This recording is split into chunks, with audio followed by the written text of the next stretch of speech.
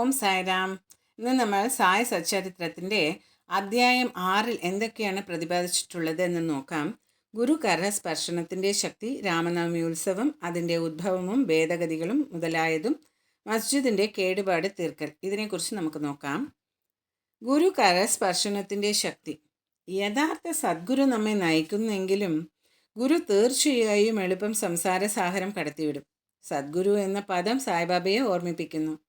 ബാബ മുന്നിൽ നിന്ന് ഊതി നെറ്റിയിൽ തൊടുവെച്ച് കൈ അനുഗ്രഹരൂപേണ തലയിൽ വെക്കുന്നതായി ഞാൻ വിഭാവനം ചെയ്യുന്നു. ഹൃദയം സന്തുഷ്ടമായി പ്രേമം ബാഷ്പാരൂപേണ എൻ്റെ കണ്ണിൽ നിന്ന് ഒഴുകുന്നു. ചിന്ത കൊണ്ടും ആശ കൊണ്ടും നിർമ്മിതമായ സൂക്ഷ്മ ശരീരം അഗ്നിയാൽ ദഹിപ്പിക്കാനാവില്ലെങ്കിലും ഗുരു സ്പർശന മാത്രേണ ദഹിച്ചു പോകുന്നതോടെ മുജന്മങ്ങളിലെ പാപങ്ങൾ പോലും നിശ്ശേഷം നശിച്ചു പോകുന്നു. ദൈവികവും മതപരവുമായ വാക്യങ്ങൾ കേൾക്കുമ്പോൾ വിരോധം തോന്നുന്നവർ കൂടി ശാന്തിയെ പ്രാപിക്കുന്നു.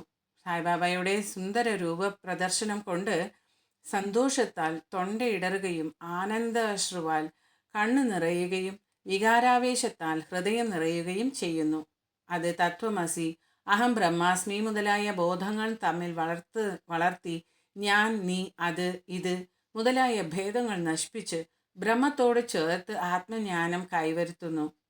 ശാസ്ത്രപുരാണങ്ങൾ വായിക്കുമ്പോൾ സദ്ഗുരു പദമെന്നിൽ സായിബാബയെക്കുറിച്ചുള്ള ഓർമ്മ വളർത്തി ബാബ രാമനും കൃഷ്ണനുമൊക്കെയായി ആ ജീവിതത്തിൽ ശ്രദ്ധിക്കാൻ പ്രേരണ നൽകുന്നു. ഉദാഹരണമായി, ഞാൻ ഭാഗവത പാരായണം ശ്രദ്ധിക്കുമ്പോൾ സായി പാദാതികേശം കൃഷ്ണനായി മാറി ബാബ തന്നെ ഭാഗവതവും ഉദ്ധവഗീതയും പാടി കേൾപ്പിക്കുന്നതായും ഭക്തന്മാർ അതിൽ നിന്ന് നേട്ടങ്ങൾ നേടുന്നതായും അനുഭവപ്പെടുന്നു. എന്തിന്, വെറും തമാശ പറയുമ്പോൾ പോലും സായി സ്മരണയുണ്ടായി അനുയോജ്യങ്ങളായ അനവധി ഉദാഹരണങ്ങൾ സംഭാഷണ മധ്യത്തിൽ ചേർക്കാൻ സാധ്യമാവുന്നു.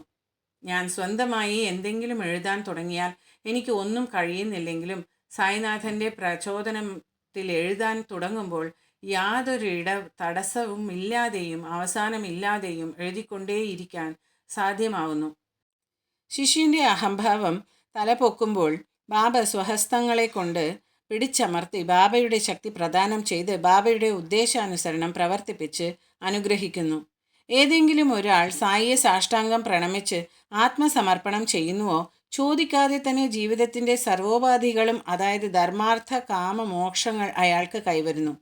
കർമ്മം, ജ്ഞാനം, യോഗം, ഭക്തി എന്നീ 4 പ്രധാന മാർഗങ്ങൾ പ്രത്യേകമായി നമ്മെ ദൈവത്തിലെത്തിക്കുന്നു. ഇതിൽ ഭക്തിമാർഗം പ്രയാസവും കഷ്ടപ്പാടുകളും മുള്ളും കുണ്ടും കുഴികളും നിറഞ്ഞതുമാണ്. എന്നാൽ സദ്ഗുരുവിൽ വിശ്വസിച്ച് പുറപ്പെട്ടാൽ മുള്ളും കുണ്ടും കുഴിയും ഒഴിവാക്കി നേരെ പ്രാപ്യസ്ഥാനത്തെത്തിച്ച് തരും. അത് സായിബാബ ഉറപ്പ് പറഞ്ഞതാണ്. ബ്രഹ്മനെ സംബന്ധിച്ച് പ്രതിപാദിച്ച ശേഷം മായ കൊണ്ട് ലോകം സൃഷ്ടിച്ച ലോകത്തെപ്പറ്റിയും പ്രതിപാദിച്ച് ഇത് 3 ഒന്ന് തന്നെ എന്ന് സമർപ്പിച്ച് ബാബ ഉറപ്പ് കൊടുക്കുന്ന വാക്കുകളെ ഇപ്രകാരം ഉദ്ധരിക്കുന്നു.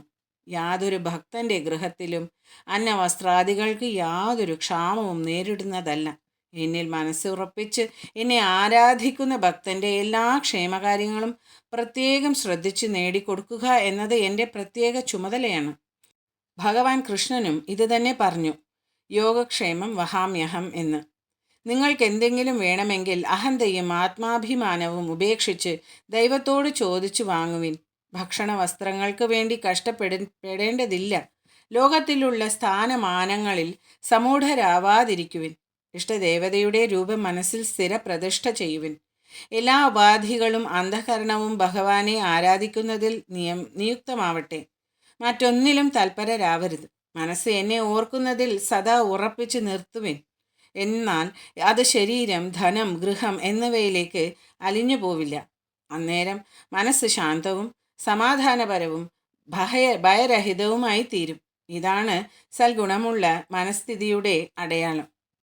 മനസ്സ് ചഞ്ചലമാണെങ്കിൽ പരിപൂർണമായി ലയിച്ചതാവാൻ സാധ്യമാവില്ല.